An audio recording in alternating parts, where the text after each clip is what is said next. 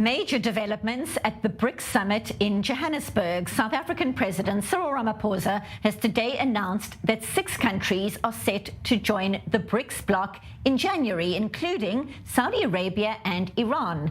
The announcement coming on the final day of the summit for the BRICS group that regards itself as a counterweight to Western powers. The 5 current emerging economies in the bloc are China, Brazil, South Africa, Russia, and India. Leaders have now agreed on standards, criteria, and procedures of the BRICS expansion process. Now, as part of the first phase, Argentina, Egypt, Ethiopia, and the United Arab Emirates will join Saudi Arabia and Iran to become full BRICS members in 2024. It's expected that others may join down the line. So for more reaction and insight, we now welcome from Canada, Professor Adam Sneyd, Associate Professor on Political Economy of Commodities at the University of Guelph in Ontario. Thank you so much, Professor, for joining us on this day. So President Cyril Ramaphosa says the core group of those 5 BRICS countries have been discussing possible expansion for more than a year now. Are you surprised at the 6 countries said to be joining in January? What is your take on this first fresh group of members? Well, it's not at all surprising, and I should say thank you so much for having me. This is a pretty big day for the study of the international political economy. It's hugely significant in relation to oil. You've just seen an expansion that includes the number 2, 3, 6, 7, 8, and 9 oil producers in the world. So Saudi Arabia, Russia, China, United Arab Emirates, Iran, and Brazil are now aligned in the BRICS. And this is also significant for other commodities that the BRICS have an interest in exporting and selling to the continent of Africa and elsewhere around the world as well. So I think what we're seeing here is a big significance in the area of commodity and trade collaboration, and the potential for a trade bloc has been floated multiple times during the summit, I might add. So it is, I think, a very significant moment of expansion. I think there was some talk of a larger expansion, and that seems to be kicked down the road a little bit. But I do think it is significant. Now, on the other hand, there are some challenges here. It significantly does not include Mexico, Indonesia, Nigeria, and Turkey, the so-called mint economies, the very large economies, big populations, rapidly growing economies of increasing global importance. Mexico, Indonesia, Nigeria, Turkey, not in the first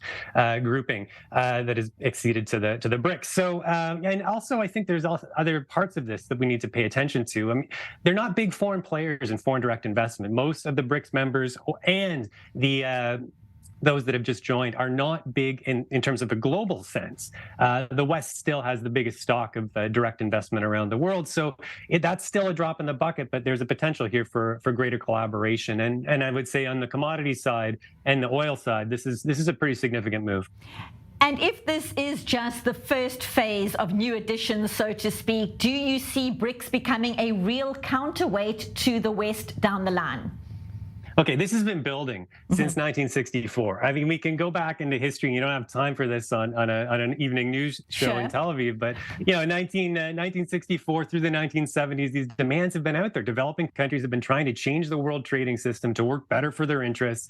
They faced a massive pushback from the United States and the United Kingdom in the early 1980s, and subsequently for the last 20 years since I've been studying this stuff, when I was a grad student and through to today, there has been a big push to try to make world trade work better for the interests of developing countries. Now, this is crystallizing in the BRICS. Now the BRICS are expanding. So this kind of collaboration is a departure from the historic non-alignment of many of these countries. The language is much more assertive. There's a lot more beyond cultural and political cooperation. They're talking about financial and technical cooperation. And I think that's a hugely significant change. So, this is a crystallization of 60 years of demands to change world trade to make it work better for developing countries.